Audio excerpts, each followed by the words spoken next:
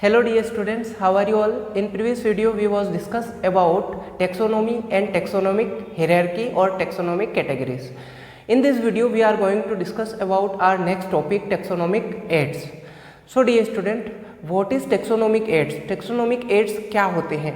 Taxonomic aids ऐसी technique और एक ऐसी प्रोसीजर होती है जिसके अंतर्गत किसी भी ऑर्गेनिज्म के आइडेंटिफिकेशन और क्लासिफिकेशन के लिए उसकी इंफॉर्मेशन को स्टोर किया जाता है। इसे हम टेक्सोनोमिक एड्स कहते हैं। अब हमारे पास में डिफरेंट टेक्सोनोमिक एड्स प्रेजेंट है। जैसे प्लांट की स्टडी करने के लिए हमारे पास में हर्बेरियम है, एनिमल की स्टडी करने के लिए हमारे पास में म्यूजियम, जूलॉजिकल पार्क्स एक्सेट्रा है। वैसे ही प्लांट की स्टडी करने के लिए हमारे पास बॉटेनिकल गार्डन एक्सेट्रा हमारे पास प्रेजेंट है। तो इस तरीके से डिफरेंट टाइप के टेक्सोनोमिक एड्स हमारे पास में प्रेजेंट है। तो टेक्सोनोमिक एड्स किस में यूज़ किए जाते हैं? किसी भी ऑर्गेनिज्म के आइडेंटिफिकेशन और क्लासिफिकेशन के लिए उसकी जो यूजफुल इंफॉर्मेशन होती है उसको स्टोर किया जाता है एक टेक्निक और एक प्रोसीजर के अंतर्गत। हम हमारा फर्स्ट टेक्सोनोमिक एड स्टार्ट करते हैं। हमारा फर्स्ट टेक्सोनोमिक एड है म्यूजियम।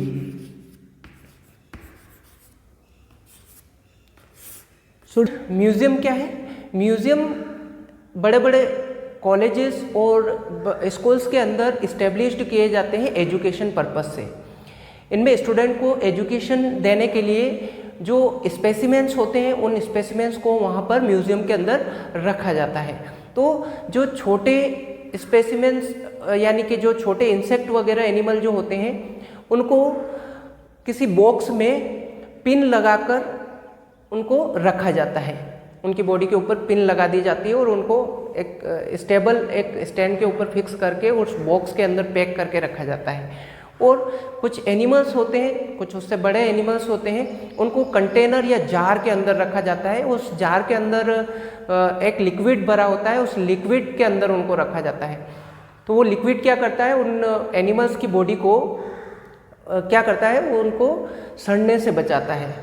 तो हम ये कह सकते हैं कि म्यूज़ियम के अंदर किसी भी स्पेसिमेन यानी कि एनिमल की बॉडी को उनको मारकर सुखाकर उनको म्यूजियम के अंदर रखा जाता है। आपने आपकी लैब के अंदर, आपके स्कूल की लैब के अंदर भी देखा होगा कि वहाँ पर कुछ स्पेसिमेंस रखे हुए हैं एनिमल्स के, और एक जार के अंदर स्पेसिमेन को रखा हुआ होता है और उसके अंदर कुछ लिक्विड भरा हुआ होता है। तो ये आपने आपके स्कूल की लैब में देखा होगा। यहाँ पर कुछ इम्पोर्टेंट म्यूजियम के नाम मैं आपको बताऊँगा, तो वो आप अपनी कॉपी में नोट डाउन कर लें ताकि आपको कभी क्वेश्चन आए तो आप उसका आंसर दे पाएँ। Natural history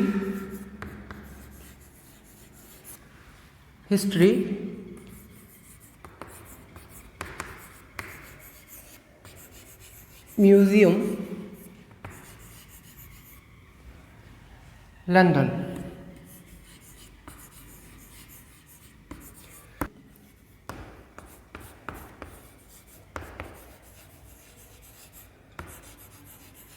natural museum of natural history. It is located in New Delhi.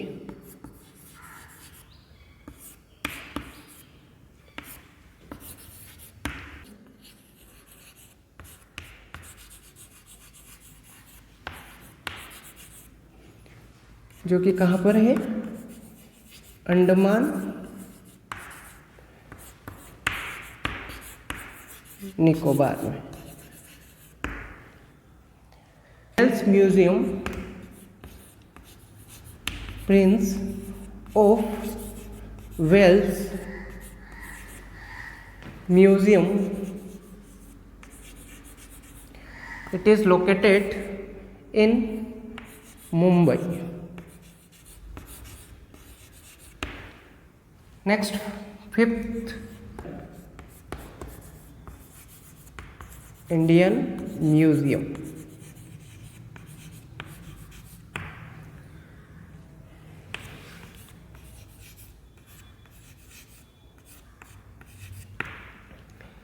Sawai Mansingh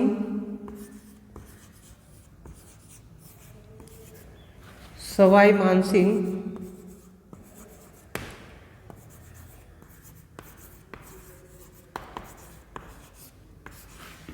museum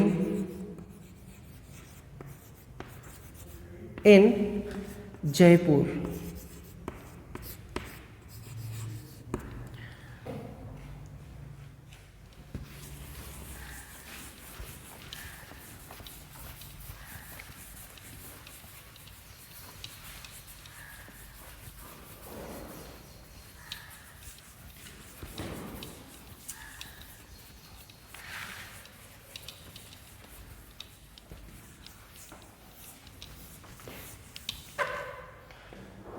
Next taxonomic aids is zoological parks.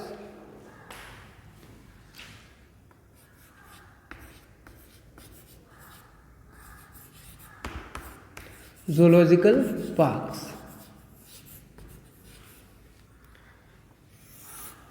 तो zoological parks क्या होते हैं? zoological parks ऐसे बड़े बड़े रीजन होते हैं जहाँ पर एनिमल्स को ह्यूमन केयर के अंदर प्रोटेक्ट करके रखा जाता है, मतलब ह्यूमन की देखरेख में रखा जाता है। यहाँ पर सारे लाइव ऑर्गेनिज्म, जो जिंदा ऑर्गेनिज्म यानी कि जिंदा एनिमल्स जो होते हैं, उन जिंदा एनिमल्स को रखा जाता है ताकि हम एजुकेशन पर्पस से उन एनिमल्स और ऑर्गेनिज्म के बारे में जान पाए कि उनकी हैबिट क्या होती है, वो किस तरीके का फूड लेते हैं और किस तरीके का उनका बिहेवियर होता है। तो एजुकेशन पर्पस से जूलॉजिकल पार्क्स बनाए जाते हैं। तो ये जूलॉजिकल पार्क्स हमको एजुकेशन प्रोवाइड करते हैं ताकि हम जान पाएँ कि उनकी हैबिट और उनका बिहेवियर और उनका फूड किस तरीके का होता है, किस तरीके से वो फूड लेते हैं। तो ये सारी जानकारी इन्फॉर्मेशन को देने के लिए जूलॉजिकल पार्क्स बनाए जाते हैं, न कि आपके और हमारे मनोरंजन के लिए जूलॉजिकल पार्क्स बनाए जाते हैं। ऐसा नहीं है, वो एजुकेशन प्रोवाइड करने के लिए जूलॉजिकल पार्क्स बनाए जाते हैं। ये बनाए जाते हैं एनिमल्स की स्पीसीज को बढ़ाने के लिए, बायोडाइवर्सिटी को कंजर्व करने के लिए। हालांकि रिक्रिएशन यानी कि मनोरंजन भी एक साधन होता है चिड़ियाघर का, लेकिन ये स्पेशली इसके लिए नहीं बनाए जाते। और अवेयरनेस वगैरह लाने के लिए, ह्यूमन बीइंग के अंदर एनिमल्स के प्रति अवेयरनेस लाने के लिए जूलॉजिकल पार्क्स बनाए जाते हैं। अब मैं कुछ इम्पोर्टेंट जूलॉजिकल पार्क्स के नाम यहाँ पर नोट डाउन करूँगा, उसे आप अपनी कॉपी के अंदर राइट डाउन कर लें।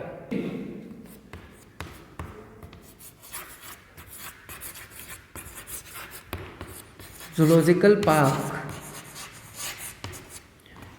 जो कि कहाँ पर है? New Delhi.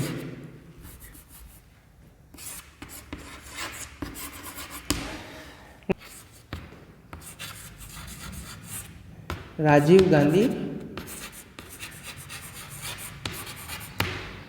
National park,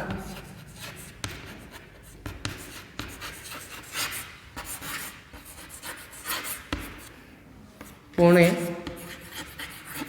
Maharashtra.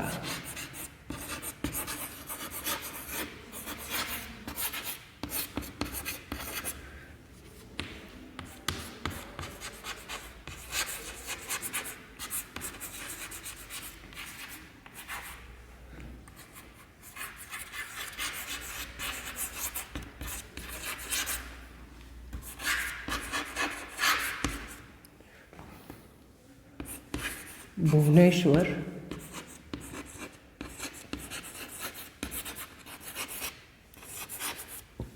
Odisha.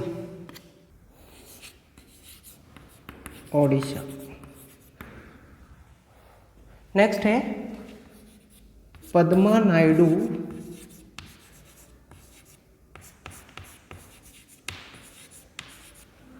Zoological park,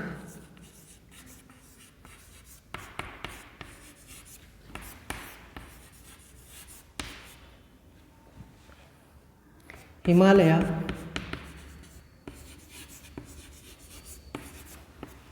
Darjeeling.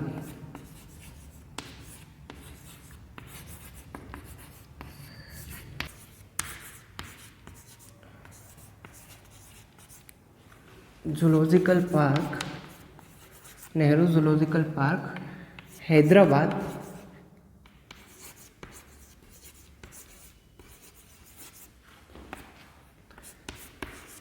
Telangana.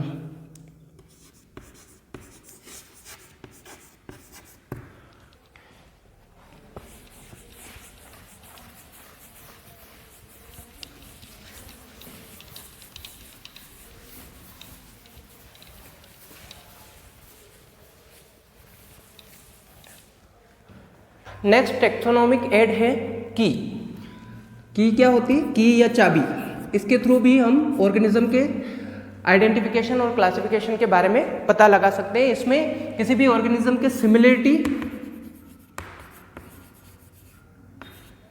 Similarity और डिसिमिलरिटी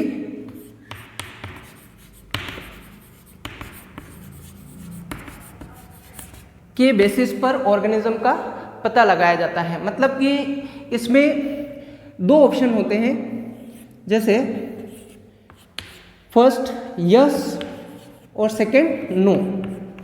मतलब कि कोई भी कैरेक्टर जो हम लेते हैं वो कैरेक्टर उस ऑर्गेनिज्म के अंदर प्रेजेंट है तो यस और एब्सेंट है तो नो।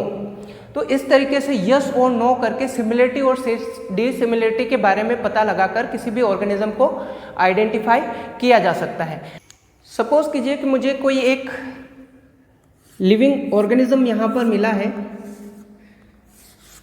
ये लिविंग ऑर्गेनिज्म है, तो देखते हैं इसमें क्या सिमिलरिटी और डिसिमिलरिटी होती है। एक कैरेक्टर ले लेते हैं हम कि इसकी स्किन ड्राई है या नहीं है। अगर इसकी ड्राई स्किन नहीं है तो हम लिखेंगे नो, और यदि है तो यस। और अगर हम नो लिख रहे हैं तो ये मे बी पॉसिबल ये सैलामेंडर हो सकता है। सैलामेंडर एक एम्फीबियन होता है जिसकी स्किन जो है वो ड्राई नहीं होती है, और ये एम्फीबियंस होते हैं।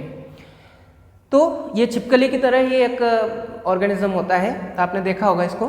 तो इसको हम मान लेते हैं कि इसकी ड्राई स्किन नहीं है तो ये सैलामेंडर हो सकता है।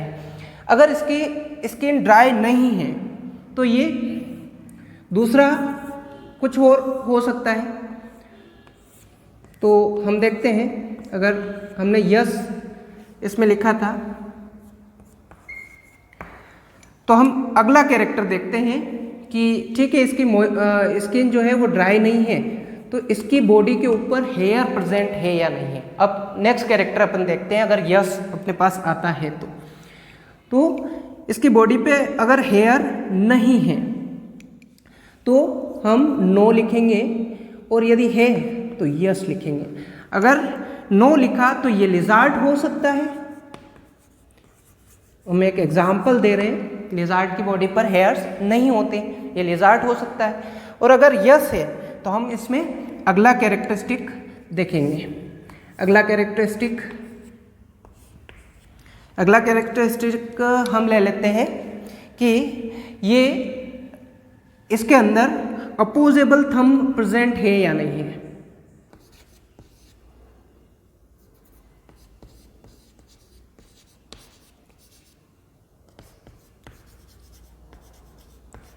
अच्छा, अपोजेबल थंब क्या होता है? अपोजेबल थंब मतलब कि ऐसा थंब जो कि अपनी सारी फिंगर्स को मतलब छू सके, मतलब हाथ में उपस्थित या पैर में उपस्थित जो भी थंब है, कोई भी एक थंब जो कि अपोजेबल हो, जो कि सारी फिंगर्स को छू सके, ऐसा थंब अगर प्रेजेंट है तो यस लिखेंगे, और अगर एब्सेंट है तो नो लिखेंगे।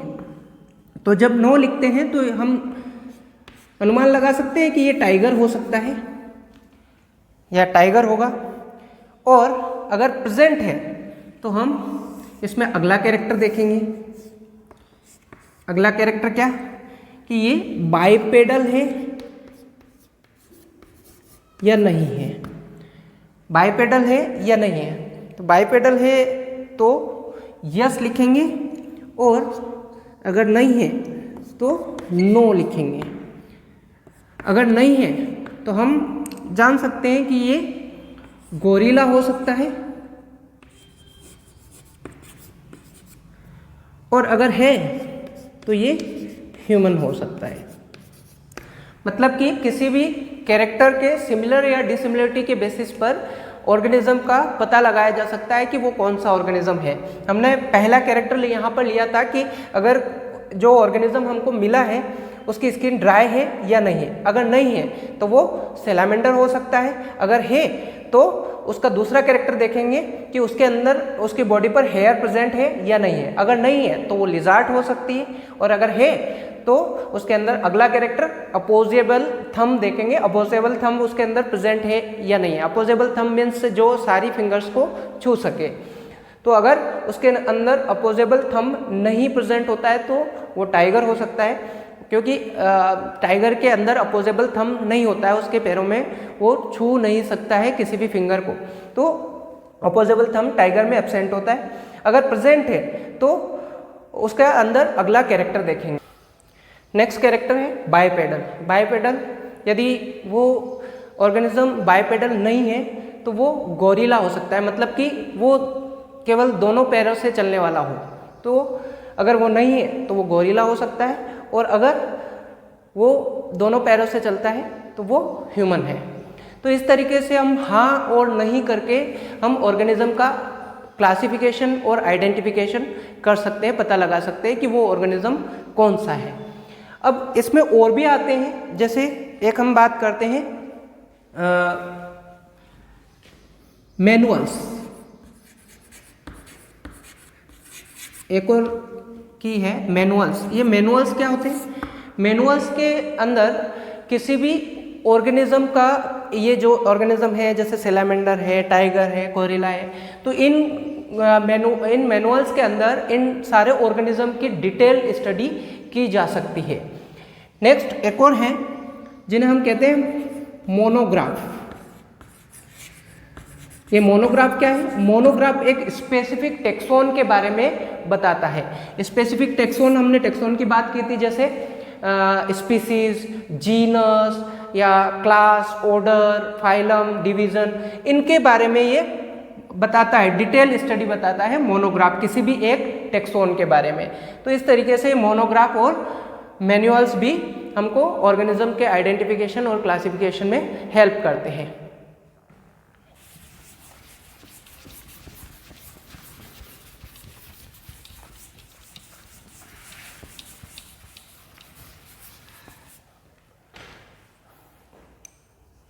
नेक्स्ट आता है फ्लोरा।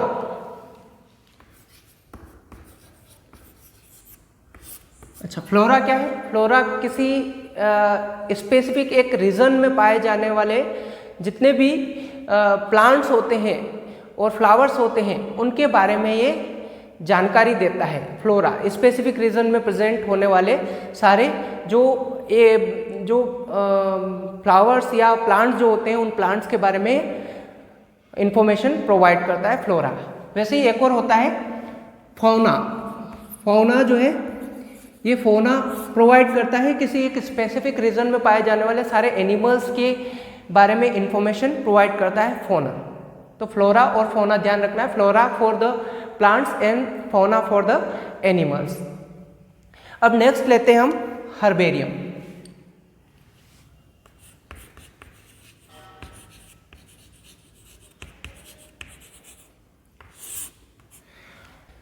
तो हर्बेरियम क्या है?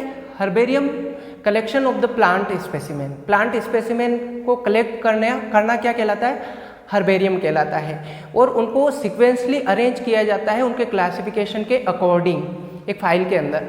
और कैसे रखा जाता है? सबसे पहले प्लांट स्पेसिमेंस को कलेक्ट किया जाता है और कलेक्ट करके उनको ड्राई किया जाता है, और ड्राई करके उनको प्रेस्ड करके माउंट करके एक शीट के ऊपर रखा जाता है और उनको लेबल किया जाता है, ताकि हम प्लांट के स्पेसिमेन को आसानी से आइडेंटिफाई कर पाए कि उसका क्लासिफिकेशन क्या है, उसका किंगडम कौन सा है, उसका फाइलम डिवीज़न कौन सा है, क्लास कौन सी है, ऑर्डर कौन सा है। तो ये सारी चीज़ें हम हर्बेरियम के थ्रू पता लगा सकते हैं। तो हर्बेरियम हमको एक डिटेल्ड नॉलेज प्रोवाइड करता है प्लांट स्पेसिमेंस के बारे में।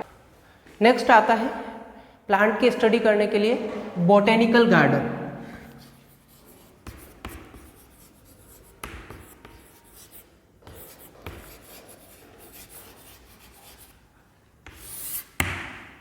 बॉटेनिकल गार्डन्स क्यों बनाए जाते हैं? क्योंकि वो बॉटेनिकल गार्डन के थ्रू हम किसी भी प्लांट की स्पीसीज के बारे में डिटेल्ड स्टडी कर सके, उसके बारे में नॉलेज ले सके, और या फिर किसी डिज़ाइनिंग पर्पस से या फिर किसी एजुकेशनल प्रोग्राम के लिए बॉटेनिकल गार्डन को बनाया जाता है।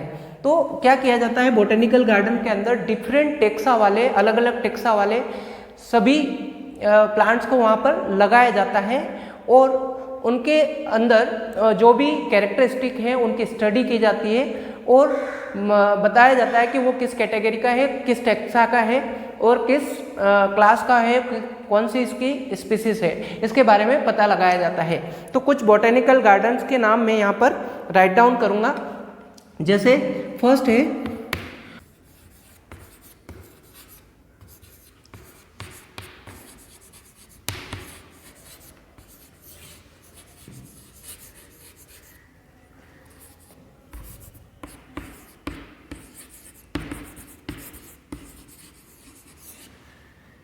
Scotland,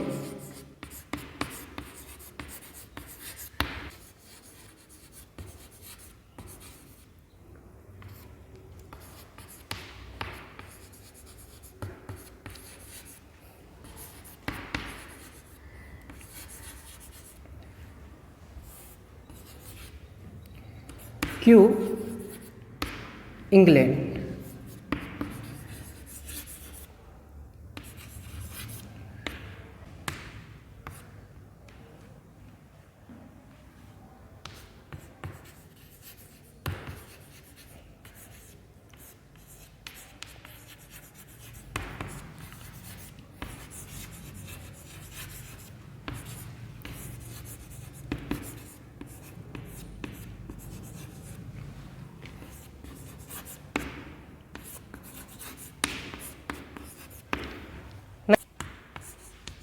layered botanical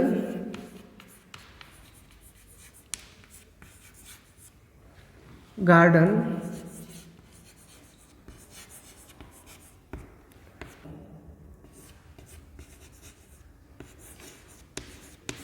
Darjeeling, west Bengal.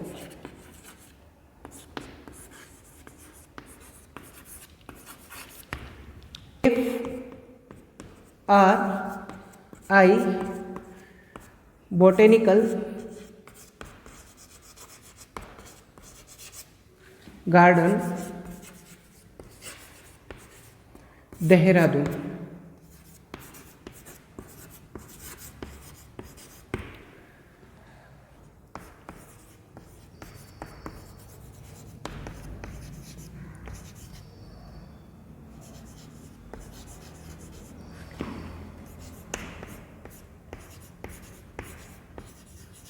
Allahabad university,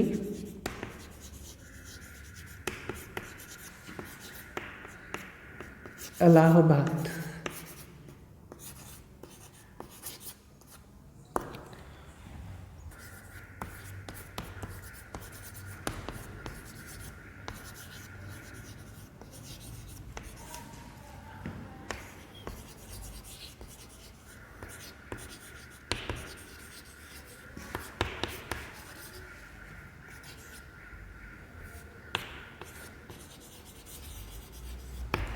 तो ये कुछ इम्पोर्टेंट बॉटेनिकल गार्डन्स हैं जिनके बारे में मैंने आपको यहाँ पर बताया। इन सभी बॉटेनिकल गार्डन्स को आप अपनी कॉपी में राइट डाउन कर लें।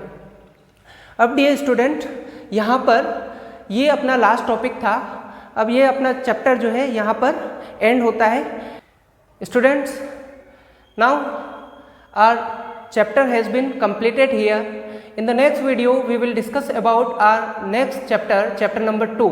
So dear student, have a nice day and goodbye.